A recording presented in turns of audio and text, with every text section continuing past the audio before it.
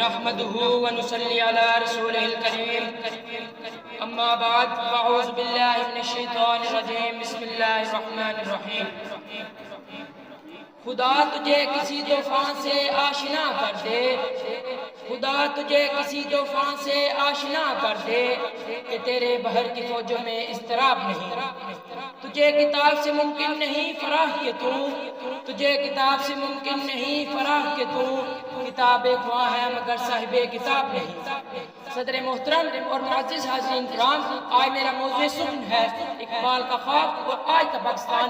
وقت کے مفکر علامہ محمد اقبال 19ویں صدی کا مشاہدہ کرنے کے بعد 20ویں صدی کی ابتدا میں ایک خواب دیکھتے ہیں اور اپنے رب سے ایسی تعبیر مانگتے ہیں کہ اے اللہ اس ملک کے نوجوانوں کو اتنی ہمت دے کہ وہ علیحدہ ریاست، ایک علیحدہ مرکز اور ایک علیحدہ ملک قائم کر سکے۔ وہ خواب تھا ایک گلستان بسانے کا، وہ خواب تھا یہاں کے باشیوں کو ترقی یافتہ ممالک کے برابر لانے کا، وہ خواب تھا یہاں کے روح رواں نوجوانوں کو ترقی کی شاہراہ پر گامزن کرنے کا، وہ خواب تھا ایک ایسی ریاست، اسٹیٹ اور ملک وطن کا جہاں فکر بھی محمد کی ہو، فلسفہ بھی محمد کا ہو، سوچ بھی محمد کی ہو، نظریہ بھی محمد کا ہو، امت بھی محمد کی ہو۔ چنانچہ قرآن عرض نے دن میں دیکھا پورا ہوا،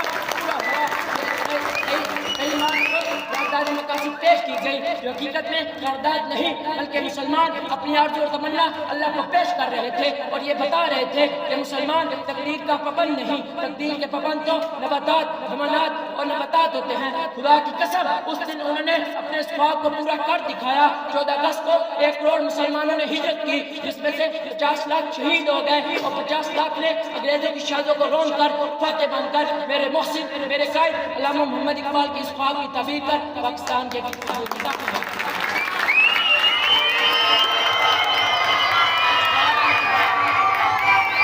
ہے کہ ہستی مٹتی نہیں ہماری، کچھ بات ہے کہ ہستی مٹتی نہیں ہماری، دورے صدیوں رہا ہے دشمن دورے زمان ہمارا۔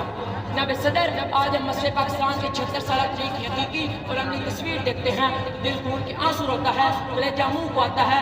کہاں ہے وہ تصویر، کہاں ہے وہ نظریہ، کہاں ہے وہ عظیم خواب؟ کیا میرے قائد علامہ محمد اقبال ایسا پاکستان بنانا چاہتے تھے جو آج داخلی طور پر دہشت گردی، بدامنی اور تاریخ کے لیے سماج کا ہے؟ ترقی پستی کی انتہا کو چھوٹی روپے قدر، امریکی سردوں کو اپنی جنگوں پر لڑنے کی پالیسیاں، کیا یہ موجودہ دور کے دہ دل خراش حقائق ہے؟ جناب عالی، ان کا ذمہ دار کوئی اور نہیں، قصوروار کوئی غیر نہیں، ہم نے خود ہی اپنے ہاتھوں سے اپنے نشے منقول کیے۔